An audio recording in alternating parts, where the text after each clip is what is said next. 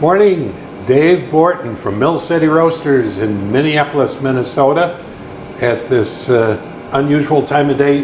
Who called this hour? Me. Okay. Me. Yeah. Thanks, Nick. It's good to be with you, finally, after a couple of false starts. I'm Dave Borton from Mill City Roasters, along with Joe Morocco, Cafe Imports. Joe. It's good to see you at this fine hour of the day. I trust Yes. you got your garden planted yesterday. I wish I had. I wish I had room to plant a garden. We plant on Memorial Day up here. That's our time of the year. So let's get started. Enough of that. What we're going to do is look at roasting a Colombian that we picked up from Cafe Imports. Really good decaf. I fooled a couple of friends at the cupping table. They could not pick this out as a decaf. It's an ethyl acetate, so Joe's going to talk about that. We're going to roast that decaf, and decafs can be pretty tricky to work with. And then we're going to go into learning your roaster. You get a brand new roaster, you're coming off Hot Top, Gene Cafe, an air popper. So all of a sudden you've got these variables to work with, and it can be tricky and a little bit intimidating. So we're going to have Joe talk about how to learn a new roaster, whether it's a North 1 kilogram, San Franciscan, USRC, whatever. How do you begin to learn a roaster? So Joe, take it away. Yeah, we're going to roast up a decaf here as our example for the day, and this is ethyl acetate decaffeinated. Ethyl acetate is an alcohol compound that comes from fermentation. So at this particular decaffeination plant, they ferment sugarcane, and they take the ethyl acetate and use that as the solvent to achieve extraction of the caffeine without extracting a lot of the other compounds. Of course, we know that that's impossible. There are a lot of other compounds that do get extracted in this process, but they try to get those back into the coffee. A lot of times with chemical process decafs like methyl chloride and such, your final product is very, very low density. It's not the case with this ethyl acetate. This is actually a more dense coffee than its sibling coffee that is not decaffeinated. Ethyl acetate, is that vinegar? No, it's a derivative from alcohol itself. So okay.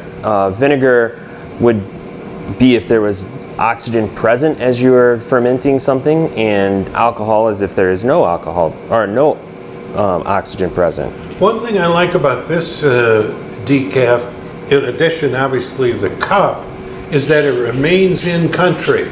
So there's no shifting around from port to port, broker to Mexico or Vancouver City, Vancouver, British Columbia, or Veracruz to get a decaf. And so you've got less time from crop to origin to broker, importer, rather than having it shifted all over country. That's right. All right. And we are about ready here. We're at about 372. I'm going to heat this up just a little bit more. Joe normally drops 405 or so for a high-grown 1 kilogram. Yeah, we're going to drop a little bit lower than that for this decaf. Now, even though this is a more dense coffee, when you decaffeinate a coffee, you kind of have to balloon that coffee up in order to pull out that large molecule through that cell structure. Balloon? Yeah, you kind of open it up in liquid, swell it, I should say. And so what happens during that process is the pores on the cell structure kind of become stretched, and they are no longer functioning as the gateway to hold stuff into that seed. So a lot of times if you roast a decaf, you'll notice at the end of your roast that it's really oily. That's because that cell structure has been opened up already, and so that oil can freely pour out. You don't have to go to second crack, which also would generally open that cell structure up like that. In this case, it's already been pushed open. So even though this is a dense coffee now, as we put it into the drum, it will swell much more quickly than a typical coffee will. So I'm going to treat it kind of like a dense coffee up front, and then like a low dense coffee a little bit later in the roast. We're going to be very delicate with it. A decaf is one that you have to really rely on your taste, not just looking at the coffee and smelling the coffee, because if you smell a decaf, it's going to smell a little bit like decaf. It's not going to go through the same olfactory check marks that a regular coffee will. And if you're watching it, it's going to look larger than typical. It's going to look more swollen than typical. So that's where we have that trial and error. Roast the decaf, taste the decaf, see if you have hit your roast correctly. And if not, elongate the end of your roast or shorten the end of your roast, or go back to the drawing board and make your adjustments. Very good. Okay, so we are about 400. And we got there fairly slowly, so I know that this is a nice stable temperature. We didn't just jack the heat up and rush up from the 380 that we were at. Joe, if this was a Mexican water process decaf, what temp would you start at that? I would probably start a little bit lower even, maybe like a 385. Right now we're sitting at 395. Those are a lot less dense than this particular coffee even. And if I was at a methyl chloride, then I may even go a little lower. And I would also not only check for the weight, the 1 kilo weight, but in a methyl chloride, we might be up in this range on your volume. If you can't see that, that's a good third higher than what the current kilo measures. So that means that we're at a good third of the like overcharge spot on the volume of our drum, because drums are made for volumetrics, even though we name it as a weight. So the volume of 1 kilo of decaf is typically quite large. So I may want to roast less than a kilo and really treat it very gently. Good tip. Okay.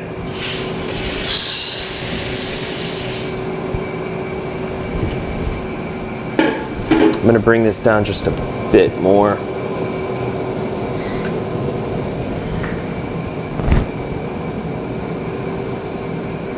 In another segment down the road, Joe's going to go into all the decaffeination processes, how they're accomplished, what results, and what gives you the best taste.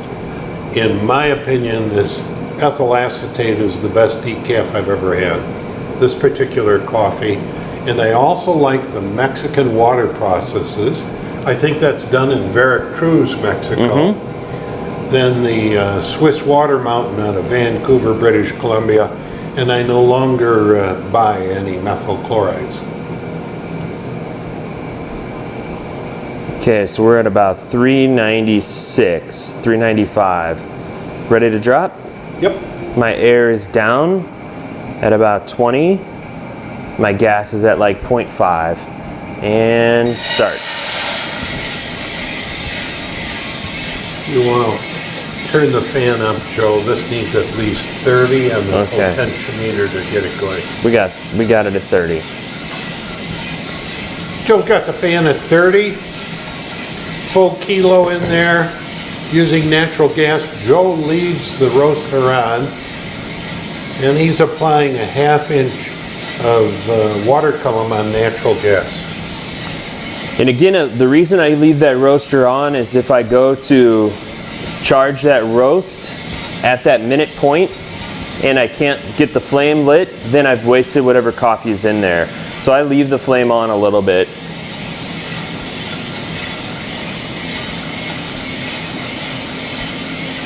You're going to get a turning point of about 210.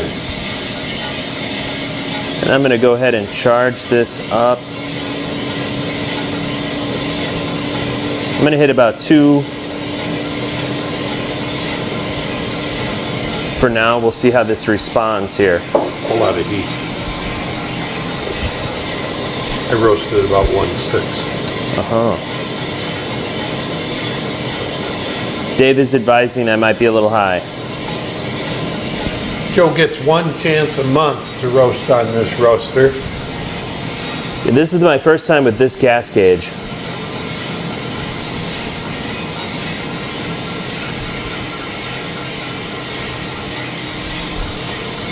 Yes, that is a jump. So we'll see where our rate of rise starts to kick off to here. Turning point of 54 seconds on this kilo of ethyl acetate Colombian decaf. What are you looking to do with this roast now? Describe it for us. So I want to, one of my, I guess, my goals with a coffee in general is definitely to taste all of the nuance of the cup, but also find a place where the sweetness of that coffee is at its maximum potential. So having a little bit of a drawn out roast on a coffee allows that sweetness to come to the forefront. So I want to have a nice slow development time on this. If I push this too much too, I know that it will swell and that oil will start pouring out in a big way. Any exposed oil that we see on a coffee actually goes rancid within about 30 seconds to a minute. You start getting that nasty oily flavor. So I don't want to have oil as much as I possibly can keep it into the coffee, if that makes sense. If I can, Joe, yeah, go ahead. Joe, when you say slow development, are you talking about the third phase, or are you talking the entire roast profile? The entire roast profile. So a lot of people have called the development time of roasting as soon as you start first crack. But remember, first crack is a reaction. It's not an action.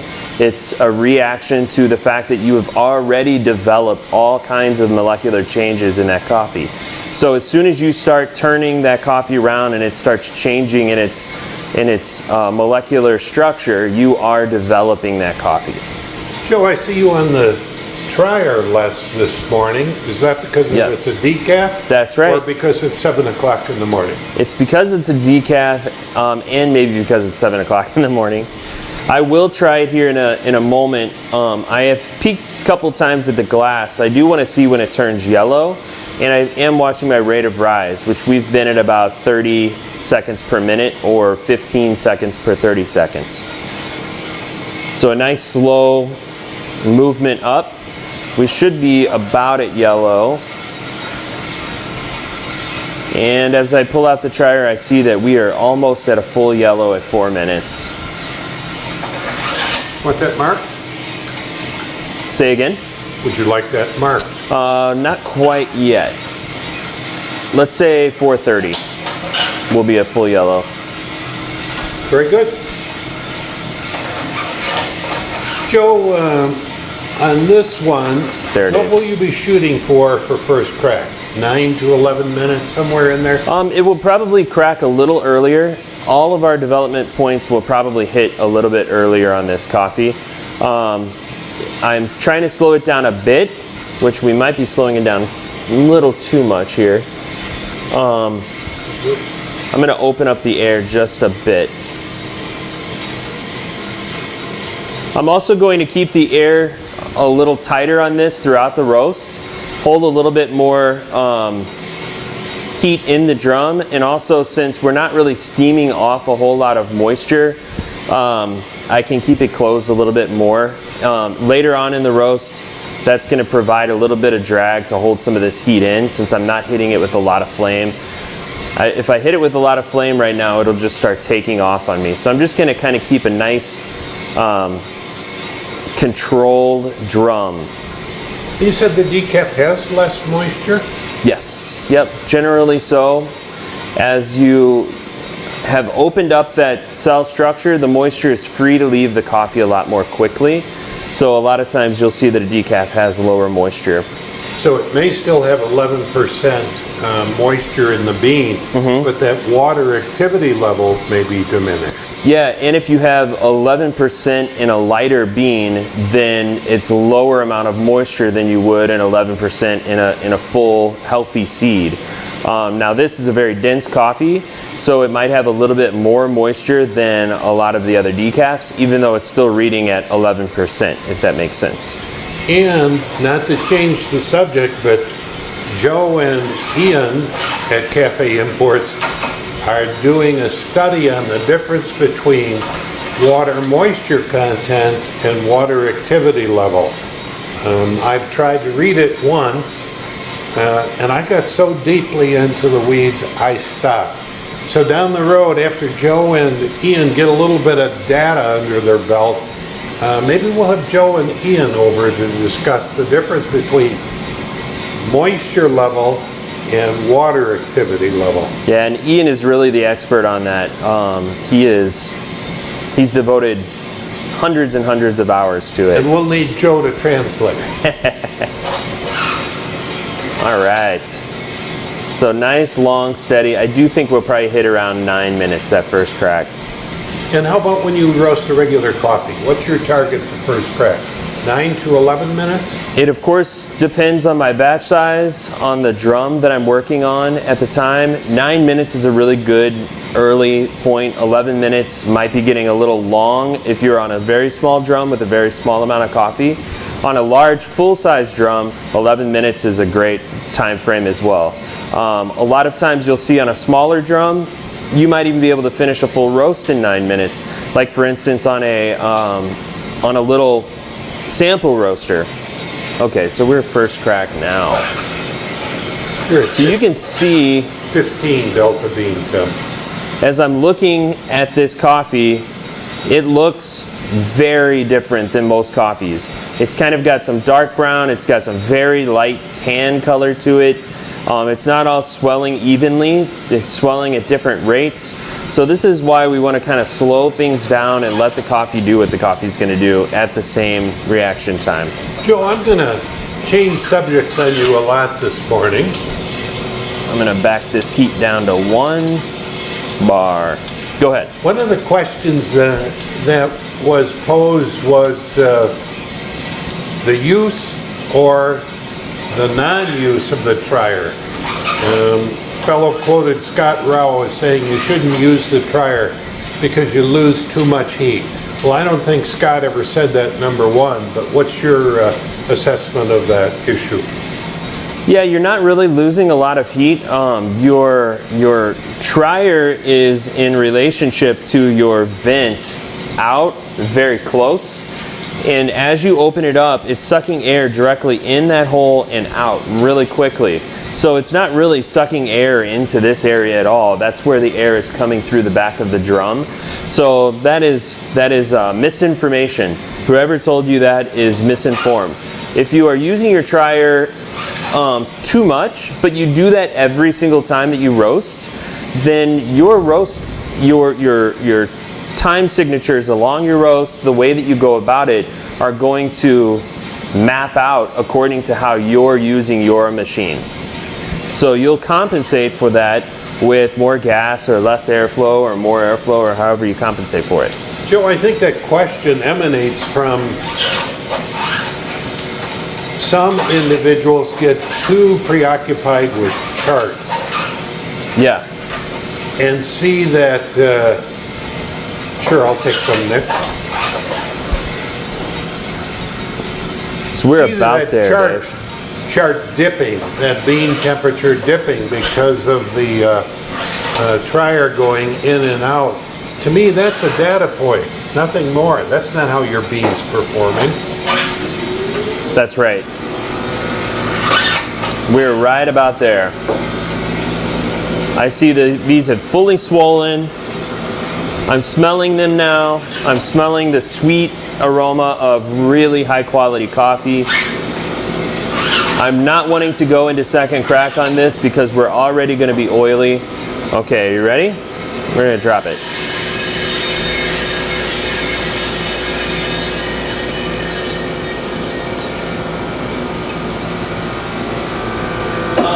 So you kind of touched on Rob's discoloration question. I was wondering also, when he's roasting decaf, he seems to have more scorched beans than usual. Is that typical? Did I miss that part? Yeah, no, that is true. So the question is, somebody is saying that they get more scorched beans when they roast the decaf, and that is because that decaf is so low in density.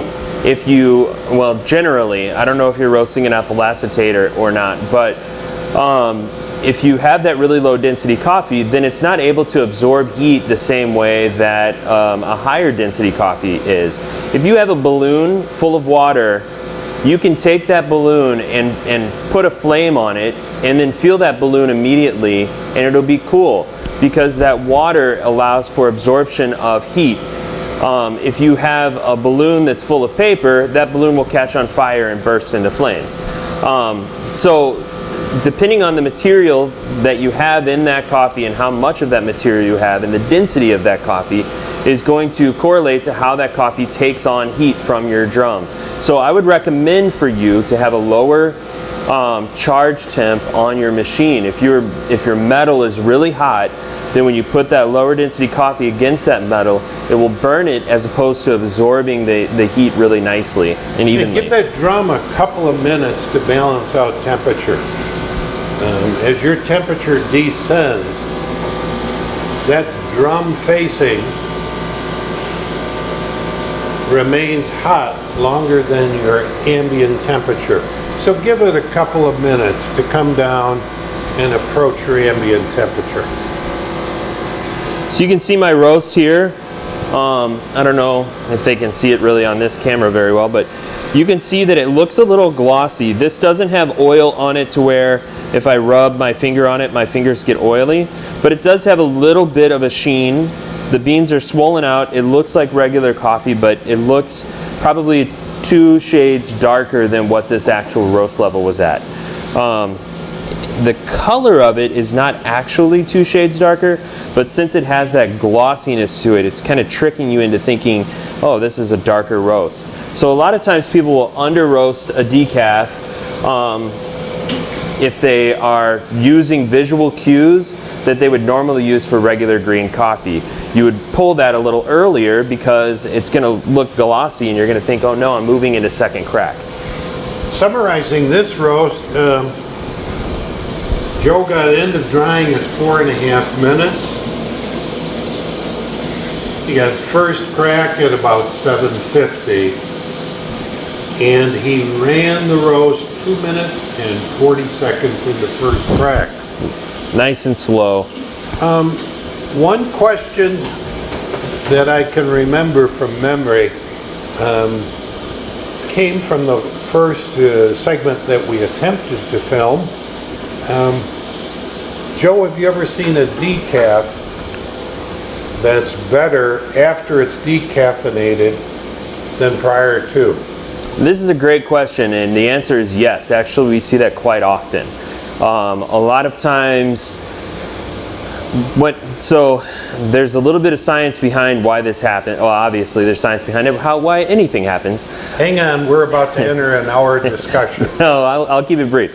So you have a solution that you drop the coffee into, and that solution, according to each company that is decaffeinating, is a secret formula that has all of the sugar and acids and all of the different things that coffee is comprised of, especially in terms of flavor, already existing in that bath. So then the one thing that is missing in that bath is caffeine. So then your solvent, whether it's water or whatever, ethyl acetate, will go into the seed through osmosis, and through osmosis and diffusion, your caffeine will migrate into that bath so that the two become equivalent. So now you have a 50% of the caffeine that you had originally. And this process goes on a few different times until you get to no caffeine in the seed, or very, very small amounts.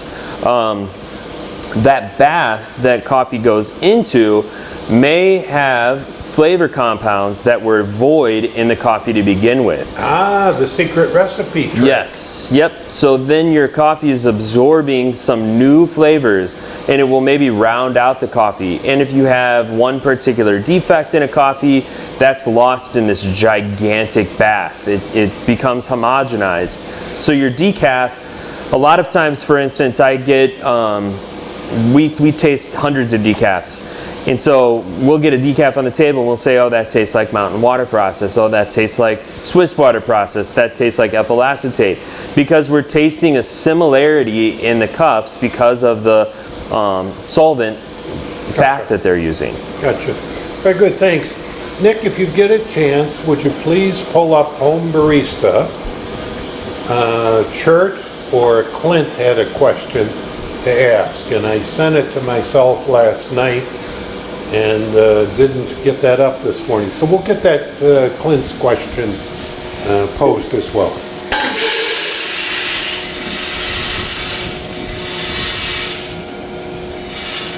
Drop this coffee real fast, and then we're going to talk about how we step up to the plate on a new roaster. Brand new roaster, you're coming off a hot top, you're coming off a Gene Cafe, coming off an air popper. Where do you start? And good heavens, I went through that. 10 years working in the Gene Cafe, where I set a temp, pushed a button, and then I dropped. All of a sudden, I've got variables that I've never been faced with. Charge size, how do you apply BTUs, how do you coordinate airflow, and oh my gosh, I've got a drum with a variable drum speed as well. So Joe, if you were coming off a hot top and you're looking at this North 1K for the first time, walk us through the questions you ask yourself. Well, you kind of saw me do it this morning a little bit with this gas gauge, because generally where this was hitting at 2 on another gas gauge, that would probably have been around 6 inches. So as I adjusted that gas up and I hit 2 and I'm hearing the heat, I'm hearing the burner start scorching, and I'm thinking, man, that sounds like this is really pumping some gas. And then, of course, Dave was right on top of it and said, that's a little high. So roasting with a buddy is always a good idea. Roasting with somebody that knows what they're doing, and that's why we're here for you if you don't have a buddy to roast. As you step up to a drum, there are a few things that I want you to keep in mind. Firstly, it's very important as you're starting to use a full batch of coffee. I'm not saying that because I want Mill City to sell you more beans. I'm saying that because... They'll be glad to. Yes, they would be glad to. I'm saying that because it's very important for you to get to know the roaster at its capacity. If you are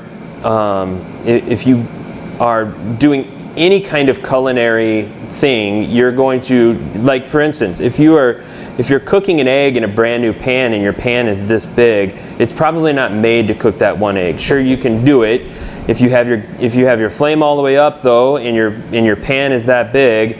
That egg is not going to be a good indicator as to whether or not you're using your stove and your pan properly.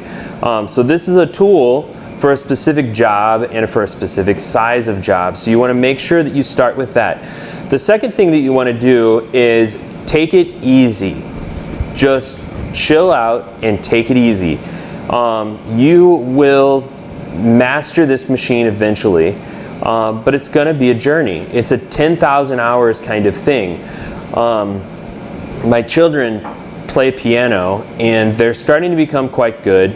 They've both been at it for about a year to a year and a few months for my older daughter, and yet they still get up to that piano even though they know what the notes are, they know how the pedal works, they know how to read music a little bit. It will still take them a week until they understand a song, and they have to practice that song every single day, even though they understand the components and the parts.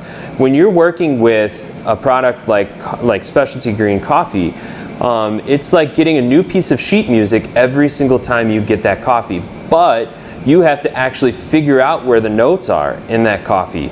So if you're frustrated and stymied, understand that you are on a journey of discovery of the coffee as well as of the machine and how those things work. So this is what I would encourage you to do. Sit down with a spreadsheet and put in your actual your variables that you have to control. These are kind of like a matrix, and the matrix is going to change every single time you make an adjustment. Okay? What variables would you put in there? Here are your variables. Your green coffee, your load, how much green coffee you have, And that could be a whole separate variable chart with moisture content and density and bean size and origin and altitude and all of the different things that goes into. That's one whole chart. Now you have your drum. What is your capacity? What is the charge that you're using on that drum? What is your airflow? Is your airflow adjustable? Every time you adjust your airflow, that's changing the way the heat is taken on by the seeds. That's changing the way that the heat is moving into the drum. Your gas control, your drum speed, those are the major variables that you control. And these are like a pulley system. More than just being a matrix, they almost become like little cogs in a machine. So when you change one gear, the other gears shift in the way that they work together. I know that sounds really daunting now that I'm throwing that all out there. So simplify it.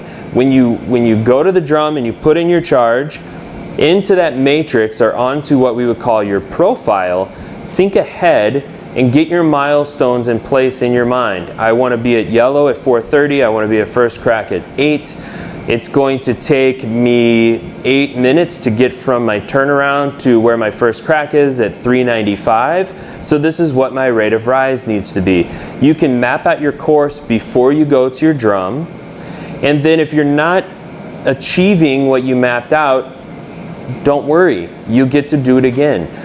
You're not under the gun. Especially if you're a home roaster, I envy you in a lot of ways because you have the ability to roast that coffee however you want. And if it doesn't taste quote unquote right or correct to you, it tastes correct on your journey. It is going to tell you something about how you roasted it. Explain that. It tastes right on the journey. So if it tastes a little scorchy, then yay, celebrate that it tastes scorchy, because that's one less scorched batch that you'll have to taste later on. That's one step closer to achieving what you want to achieve later on, which is being able to roast really well. I do this event called Stump the Roaster, where we have roasters from different cities get together, we sit down together, and we have a panel discussion where the audience is able to ask them questions. We have professional roasters in the audience, professional roasters on the stage, and it's a very fast period of time before the roasters are stumped, before they say, you know, we don't really know about that yet, we're trying this, we're trying that, we can kind of achieve a good roast if we tweak it this way on this machine. But these are people that have been roasting for years, 8 hours a day, every day. So it's a journey, and when you get a machine that is a pro line machine, that journey becomes enriched because you get to see so many different ways that those variables work together. Joe, one of the things I try to encourage when folks come up here to learn how to use the North Roaster, I can see their frustration when something goes wrong with the roast. When I've turned it over to them, I said, time out. You've done 2 roasts in your life.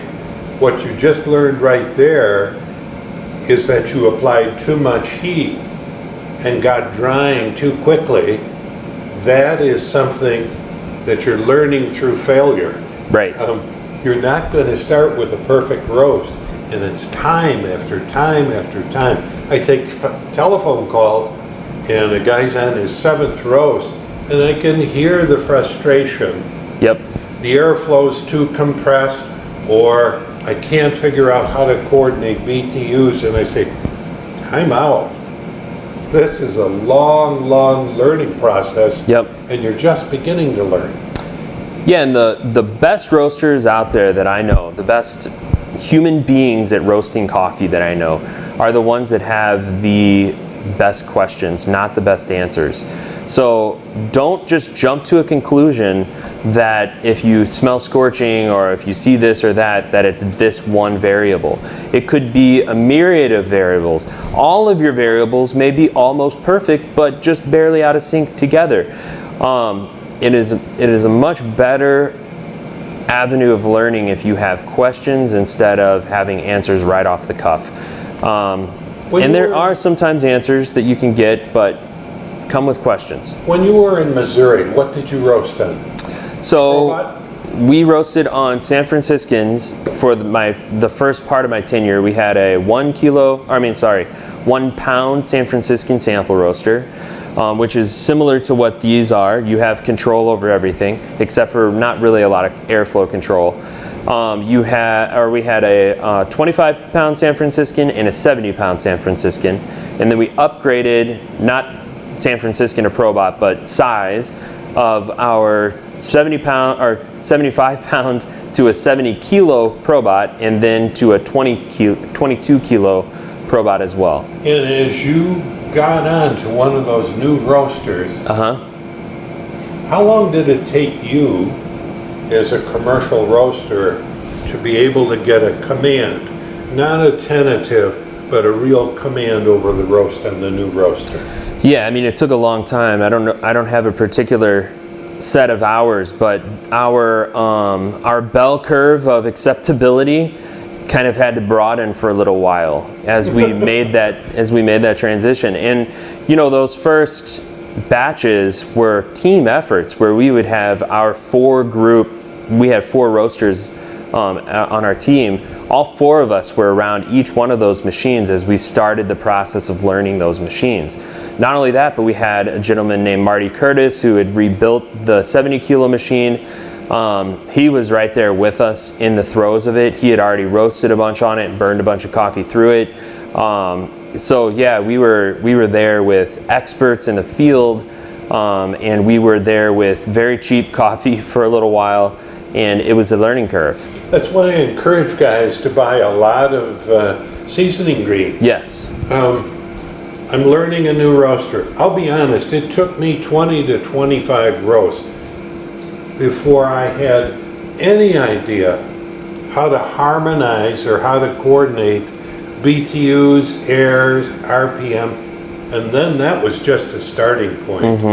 And so I encourage guys to use $1.85 throwaway beans until you're comfortable, so that you aren't sitting there saying, geez, I've got to get this roast because I paid $5.50 a pound. Yeah. And so you're using $2, put it into the garden, let it go. So you buy 25 pounds of seasoning greens, you get your 50 pounds of seasoning greens, that's $100 lesson in coffee roasting. Correct. It doesn't get any cheaper. And if you think about if you were to go to roaster school or something like that, or if you were to come, roast with me at Cafe Imports, that's hundreds and thousands of dollars, hotel, airfare, all of that kind of stuff. Whereas if you buy, 70 kilos worth of seasoning greens, you have a year's supply of practice, and it's pennies on the dollar. And it's fun. And after you do 10 roasts, give me a call. Let's kick it around. Let's look at a couple of your profiles. Do 10 more. Let's talk again. Joe mentioned get a buddy. Okay, a guy's 45 miles up the road. Get a hold of him. See what he's got to say. And that's how you started out with your roasting group here in town. Yeah, I've started about 12 years ago, and I never roasted or cupped in isolation. I always had one person, Peter Schmidt in Milwaukee, and then up here a whole slew of gopher gulpers, where we can compare notes, different machines, same coffee, how does it taste off this machine? Just put a group together, find 2 or 3. They may not even know anything about coffee, but get guys together that are serious about learning coffee and build your knowledge base, your skills from there. Yep.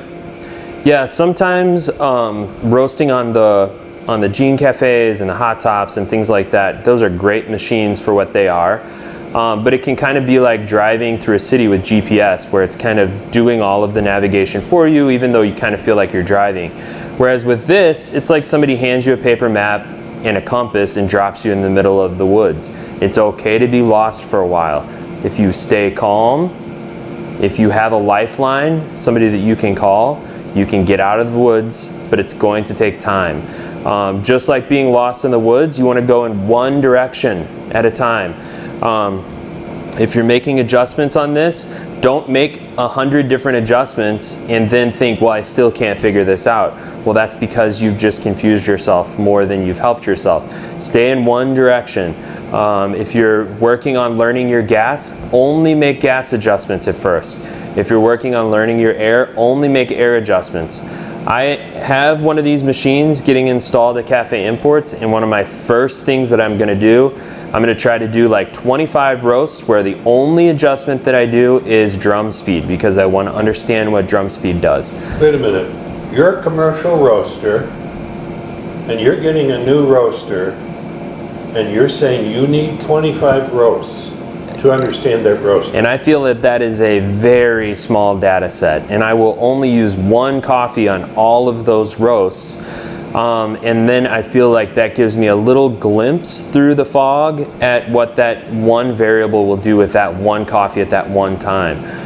When you talk about scientific analysis and data processing, the stuff that you were talking about that Ian is working on with water activity and moisture content, his data set is over 10,000 parts.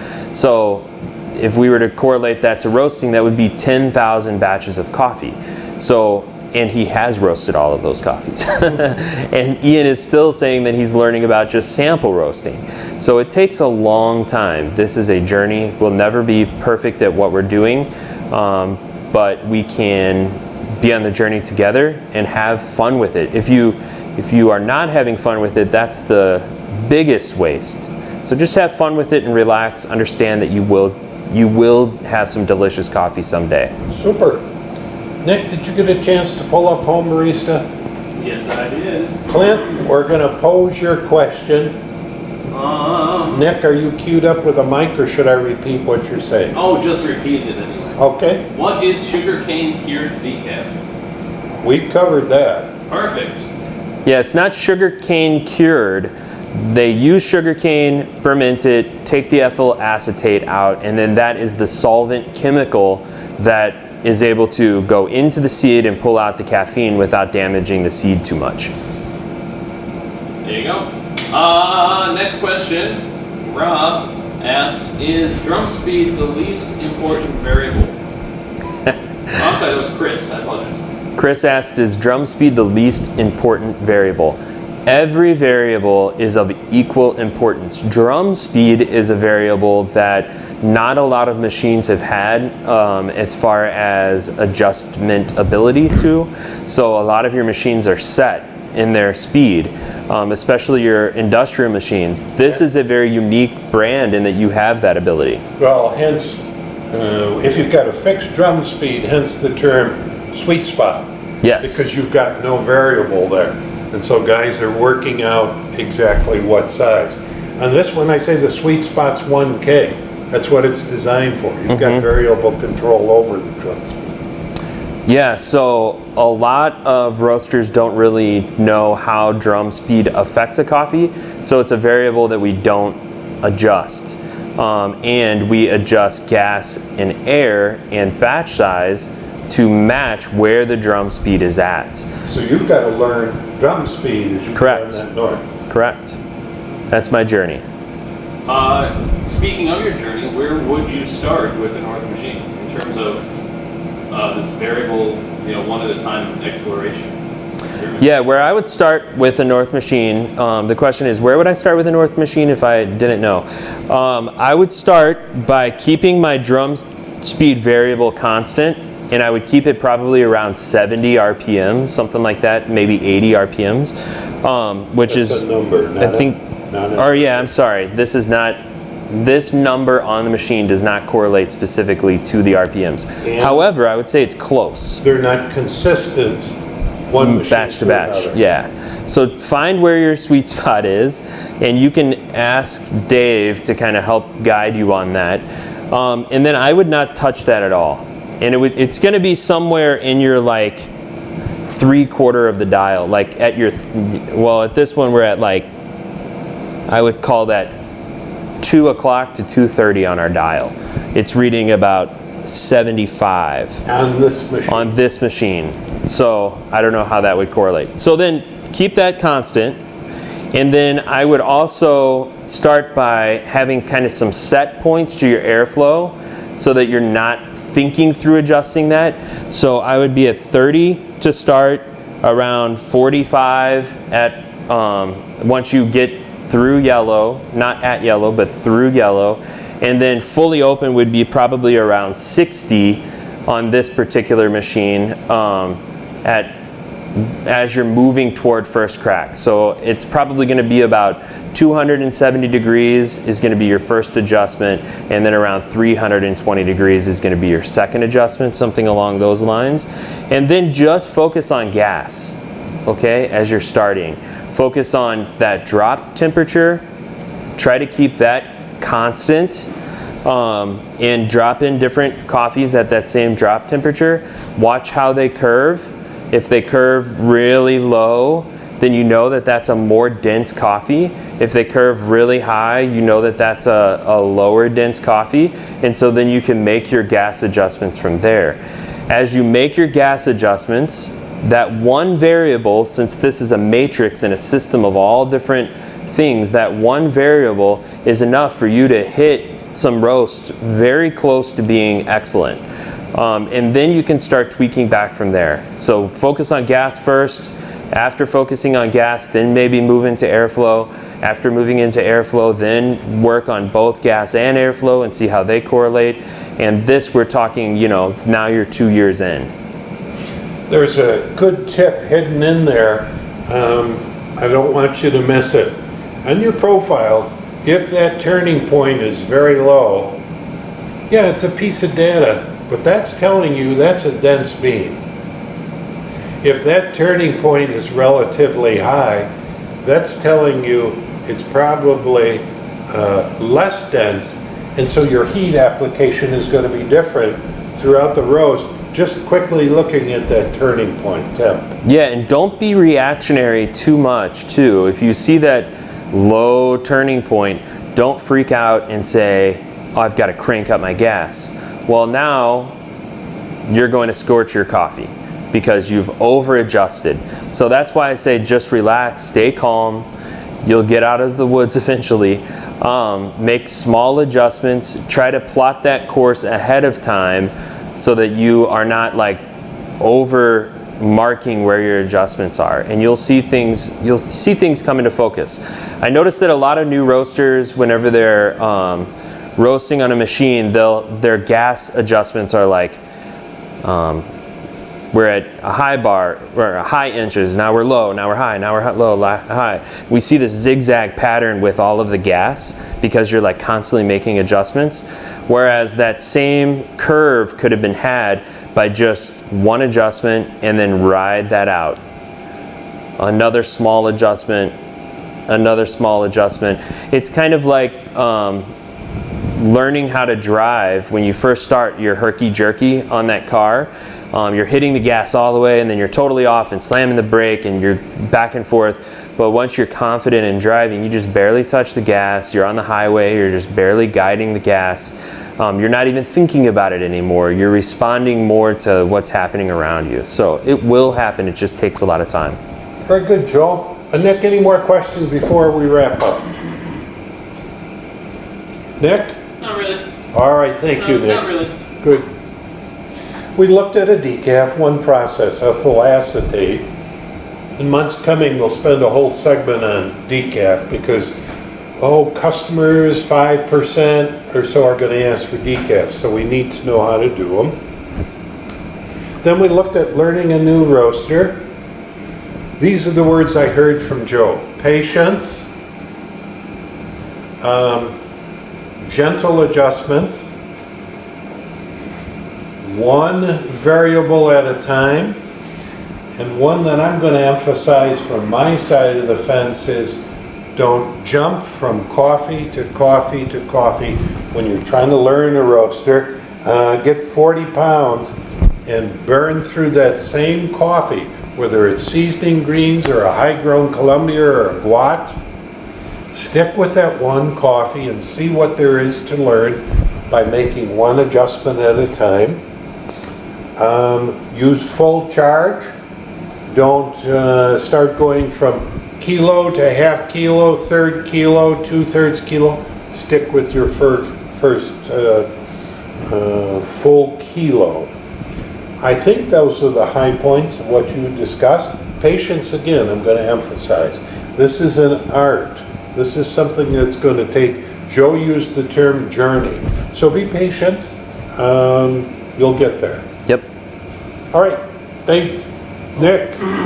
We have a few minutes, so I'm going to push it. Rob wants to know if you guys can say more about drum speed and its effect on batch size, or batch size's effect on drum speed.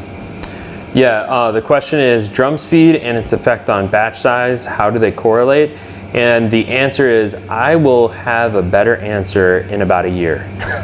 Maybe 6 months, maybe 3 months. But I don't want to give too much of my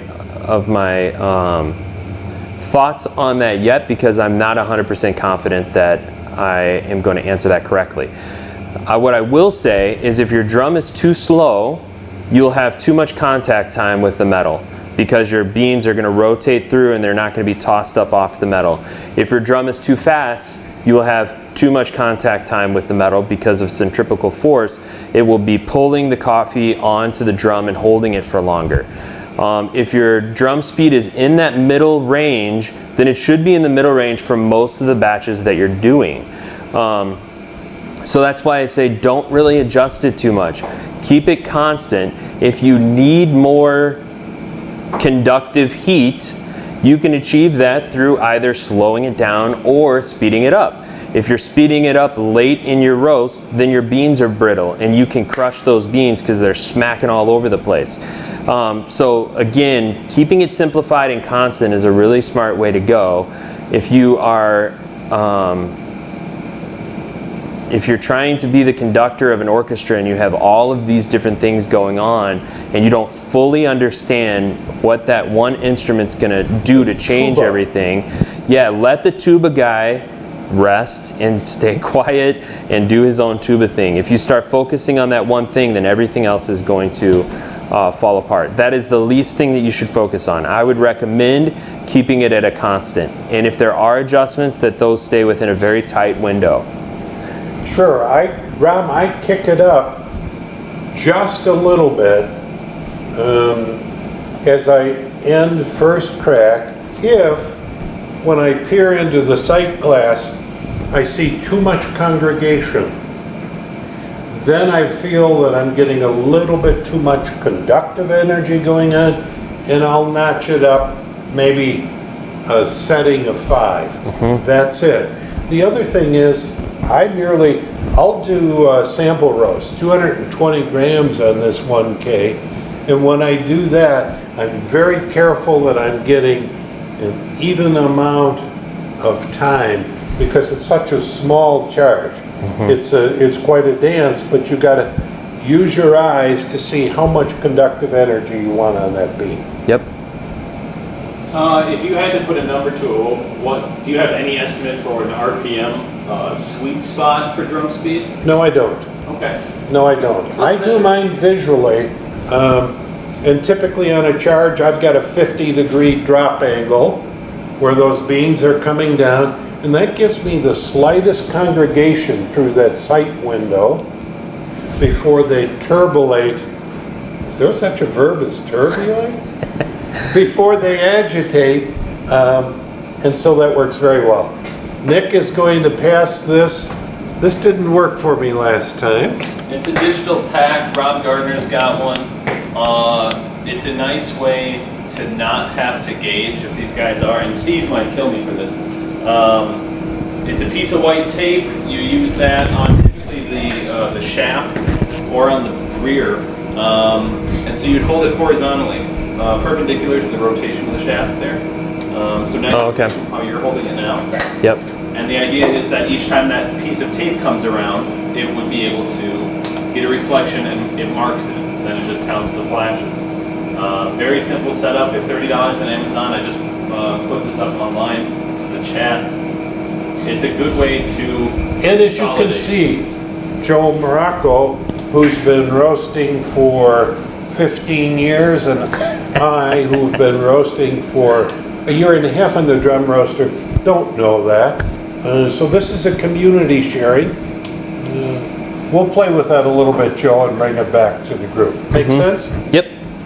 There is an optimal drum speed that is for a particular drum. Every particular drum is a little bit different, so every setup is a little bit different. So a U.S. roaster and a San Franciscan and a North roaster may differ on what's ideal for that. Yeah, and they're going to differ subtly.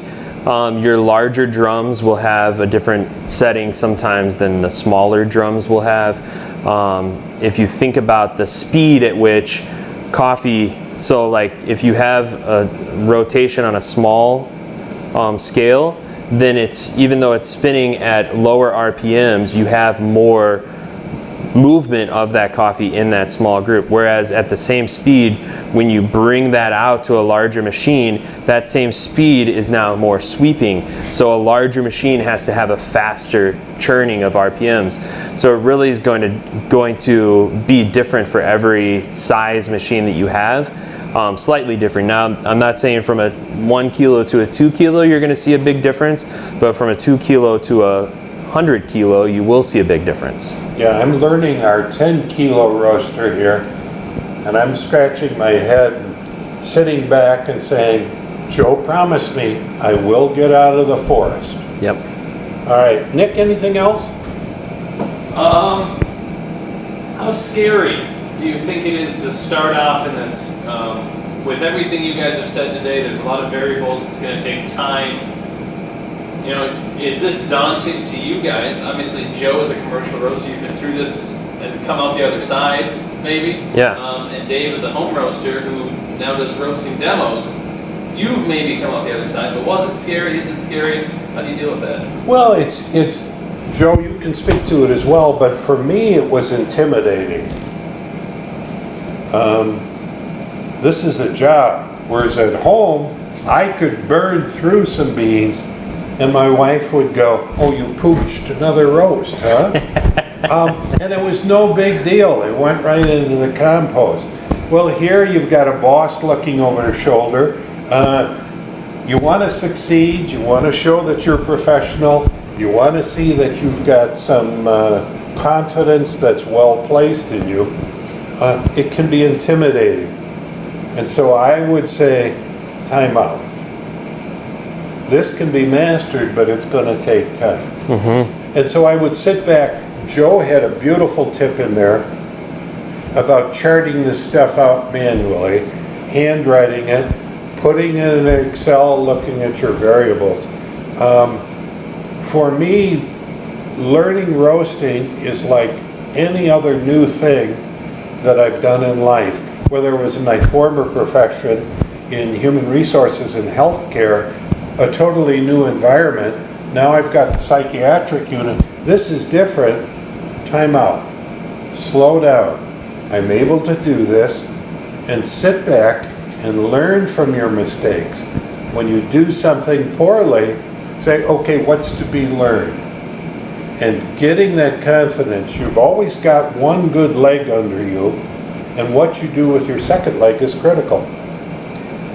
Yeah, I would say a couple of things. Well, firstly, from my own standpoint, yes, it was daunting, but I had a supportive team around me that I could go to, and they were a sounding board and they were forgiving.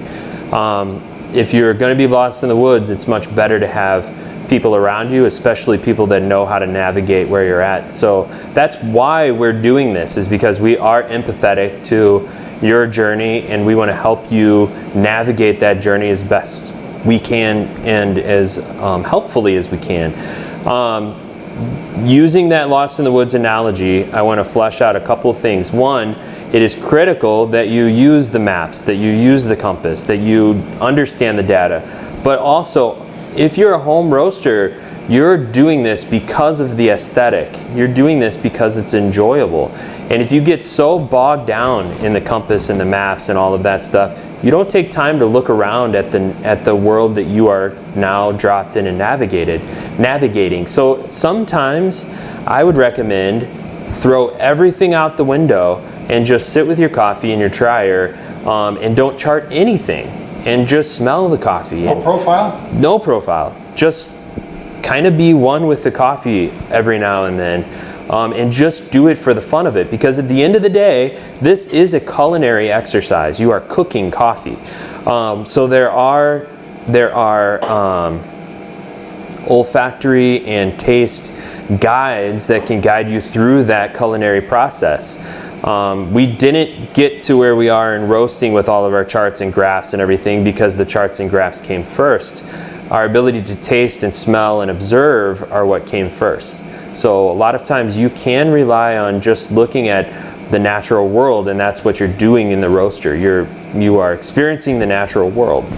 One thing I'm going to add, because I'm aware of being involved in a couple of forums, there's seems to be, in my opinion, a preoccupation with profiles. And I will just once again reiterate, I roasted a Burundi, and I wasn't very particularly impressed with my profile at all.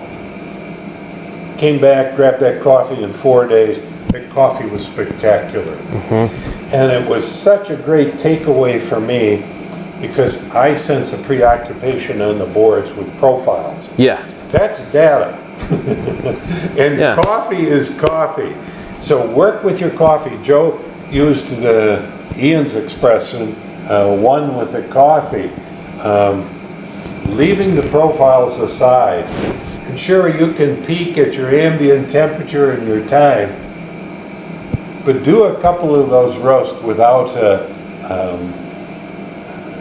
your artisan or your cropster open, and sit with that coffee and see what that coffee says to you. Yep. Yeah. And Rick? you'll get a lot more joy out of it. And that's the point. I'm going to wrap it up then. I don't even know what we've got scheduled for next month. Joe and I are already working on January. You've got suggestions on themes or subjects you'd like to have us cover, I'll be glad to consider them. We had Gary suggested one, maybe it was Clint, I apologize, on the use of the dryer and the olfactory senses that you get in different stages of the roast. So we're going to schedule that for months down the road. So if you got an idea, Dave at millcityroasters.com, we'd be glad to accept them, or Joe at cafeimports.com. We'll be glad to take those on. Thanks for looking in, you early birds. It's a wrap. We'll see you next month. Bye.